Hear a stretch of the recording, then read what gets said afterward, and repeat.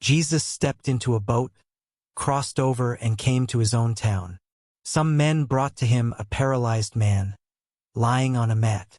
When Jesus saw their faith, he said to the man, "Take heart, son. Your sins are forgiven." At this, some of the teachers of the law said to themselves, "This fellow is blaspheming." Knowing their thoughts, Jesus said, "Why do you entertain evil thoughts in your hearts? Which is easier, to say, 'Your sins are forgiven,' or to say, 'Get up and walk'? But I want you to know that the Son of Man has authority on earth to forgive sins." So he said to the paralyzed man, "Get up, take your mat and go home." Then the man got up and went home. When the crowd saw this, they were filled with awe, and they praised God, who had given such authority to man. As Jesus went on from there, he saw a man named Matthew sitting at the tax collector's booth. "Follow me," he told him, and Matthew got up and followed him. While Jesus was having dinner at Matthew's house, many tax collectors and sinners came and ate with him and his disciples. When the Pharisees saw this, they asked his disciples, "Why does your teacher eat with tax collectors and sinners?" On hearing this, Jesus said, "It is not the healthy who need a doctor, but the sick. But go and learn what this means. I desire mercy, not sacrifice, for I have not come to call the righteous, but sinners." Then John's disciples came and asked him, "How is it that we and the Pharisees fast often, but your disciples do not fast?" Jesus answered, "How can the guests of the bridegroom mourn while he is with them? The time will come when the bridegroom will be taken from them. Then they will fast.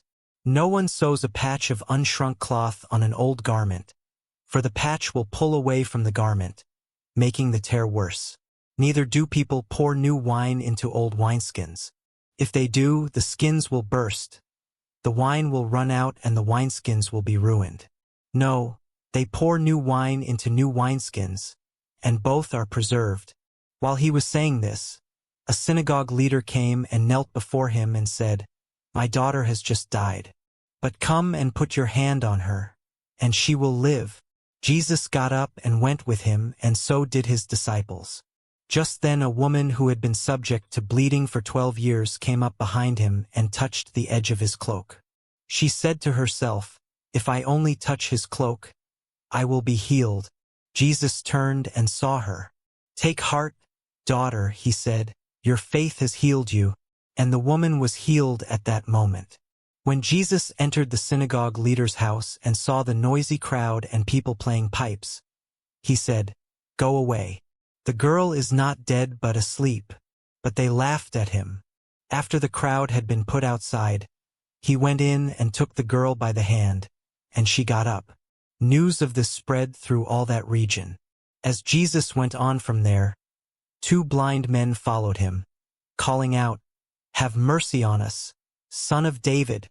When he had gone indoors, the blind men came to him, and he asked them, "Do you believe that I am able to do this?" "Yes, Lord," they replied. Then he touched their eyes and said, "According to your faith let it be done to you," and their sight was restored. Jesus warned them sternly, "See that no one knows about this," but they went out and spread the news about him all over that region. While they were going out, a man who was demon-possessed and could not talk was brought to Jesus. And when the demon was driven out, the man who had been mute spoke. The crowd was amazed and said, "Nothing like this has ever been seen in Israel." But the Pharisees said, "It is by the prince of demons that he drives out demons." Jesus went through all the towns and villages, teaching in their synagogues, proclaiming the good news of the kingdom and healing every disease and sickness.